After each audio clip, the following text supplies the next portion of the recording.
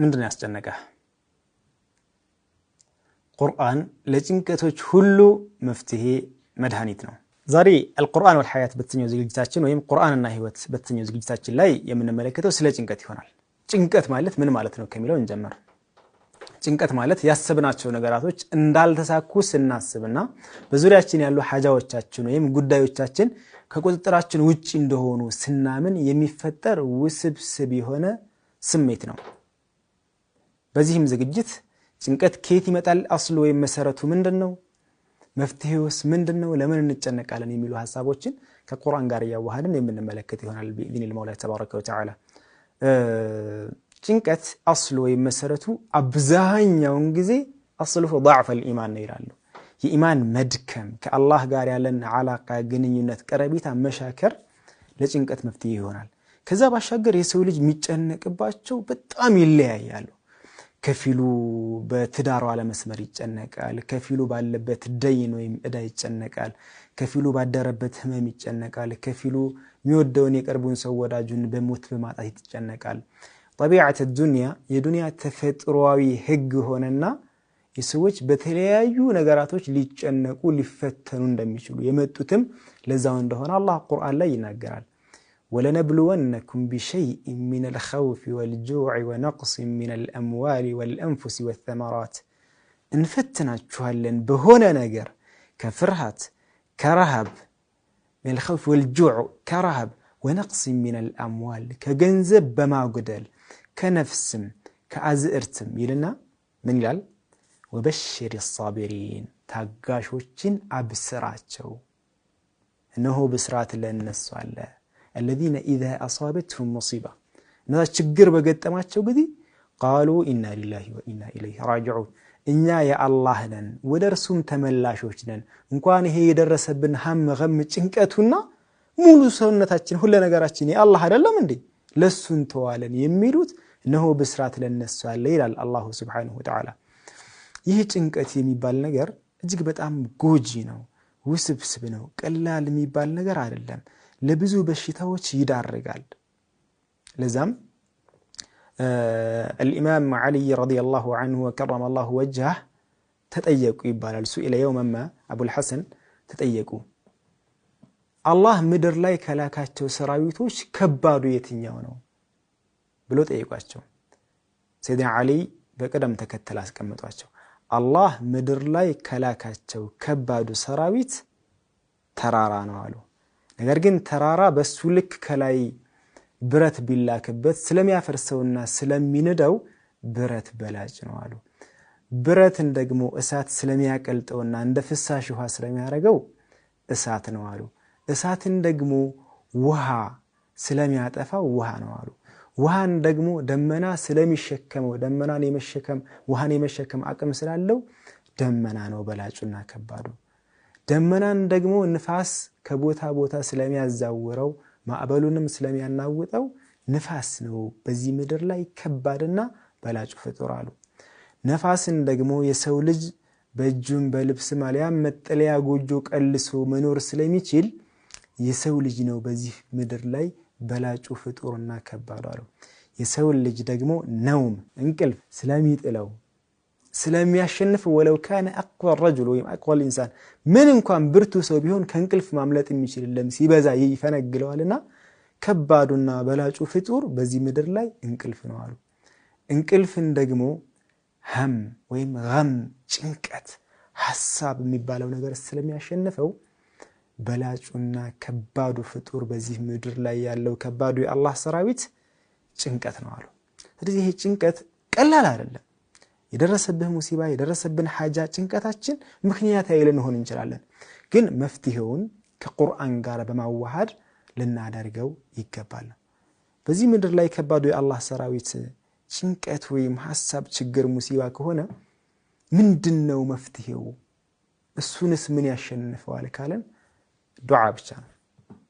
ዱዓ ፊት ምንም የሚቆም ነገር የለምና ማለት ነው።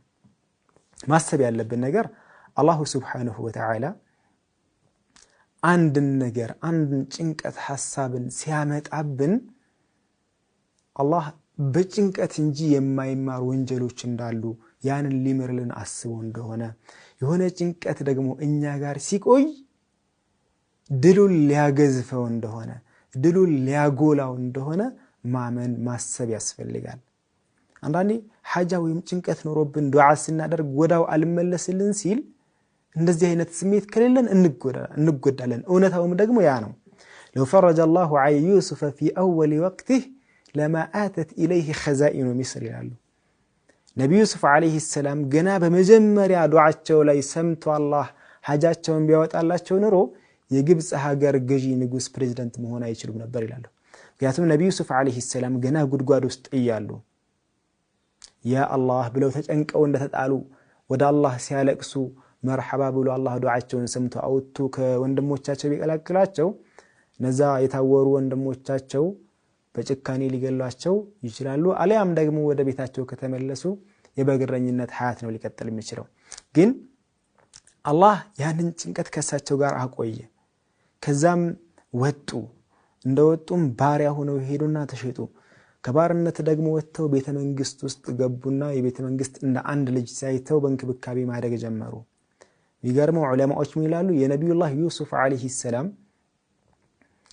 እሳቸው ታሪክ ላይ የፈጠረው ነገር አላህ የህይወት ተግባራዊ ስልጠና ነው ለትልቅ ነገር ስላጫቸው።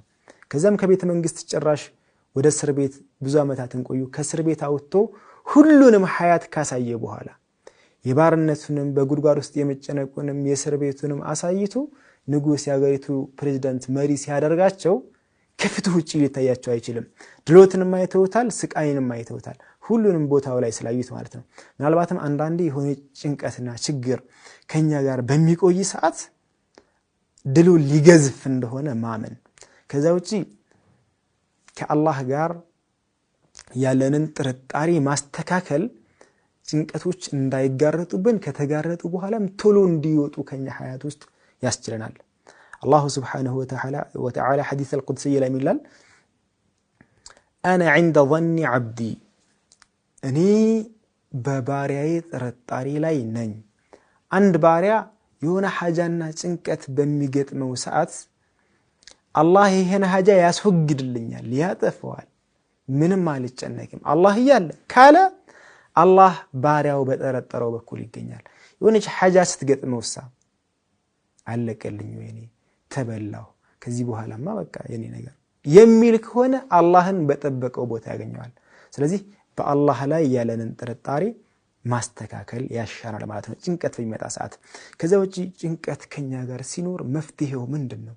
የዚህ ያሙ የገሙ የሙሲባው የእዳው የደይኑ አንደኛ የሚያበሩትን ነገሮች የአላህ ዝነት ሁሌም ከኛ ጋር አለ። لطف الله يجري وعبده لا يدري ይላሉ።